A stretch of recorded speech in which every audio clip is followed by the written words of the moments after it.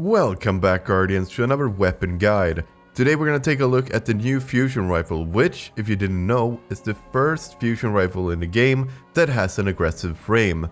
And boy, let me tell you, it is amazing. So today, we're going to take a look at the Coriolis Force. So the Coriolis Force, as mentioned, is a fusion rifle with an aggressive frame. That means it has high damage, moderate charge time, and fires a horizontal volley. This is the first fusion rifle in the game that has this kind of frame, and it's actually what fusion rifles needed.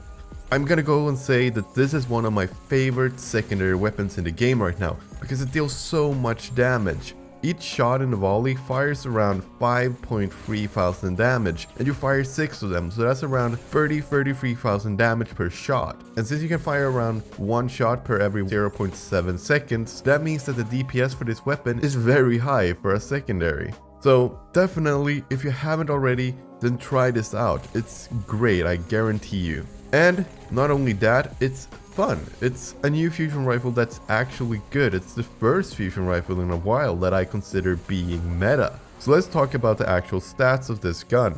But quickly before we start, if you do enjoy the content and you haven't subscribed already, then subscribe to the channel for more Destiny 2 related content and join the Spectral realm.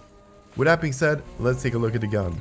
Since it's a high impact weapon, the impact itself is at 70, the range at 40, stability at 43, handling at 33, reload speed at 41, and the charge time is 660 milliseconds, meaning 0.66 seconds per shot. Finally, it holds 7 rounds per magazine. As for the hidden stats, this has 45 in aim assistance, meaning that it has some room for improvement, and that is also another reason why I focus a lot on range for this gun.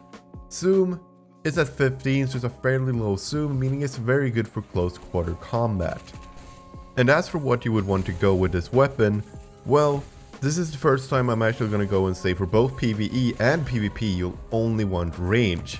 And the reason is because the stability doesn't really matter since there's a horizontal spread. If the spread was more like any other fusion rifle where it went vertically, then having stability would reduce the recoil and the gun would have more of a natural spread. But since this is not the case with this fusion rifle, I will highly recommend range simply because of the fact that it gives you more bullet magnetism.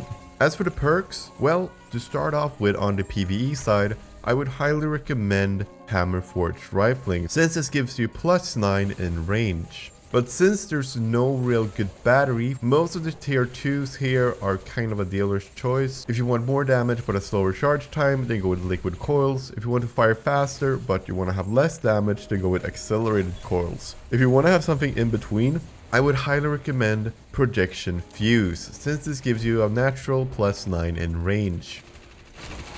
For the third tier, since the weapon reloads fairly quickly, I would highly recommend that you go with Killing Wind. Grants you mobility, weapon range, and handling after each final blow, so this is a really good choice with this gun. And to top it all off, with the tier 4 perk, I would go with the new one, Thresh. Thresh gives you a small amount of super energy per kill, so this means you can use the secondary as a way to gather your super back faster. On the PvP side, it's gonna be the same as the PvE side for the first two, so that's gonna be Hammer Forged Rifling and any choice of battery that you feel works well with the gun. For the third tier, I would still go with Killing Wind or maybe Moving Target if that's your cup of tea. Otherwise, for the fourth and final tier, I would go with Rangefinder. Rangefinder because it gives you even more bullet magnetism because of the range stats. And that's about it for this fusion rifle. It's super good. I highly recommend that you try it out. At least grab one and just see how it feels.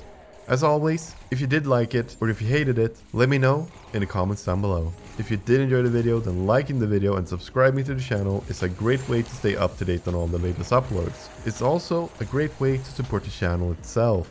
And with that being said, I want to wish you the very best of your day. This is TCSpectre, signing off.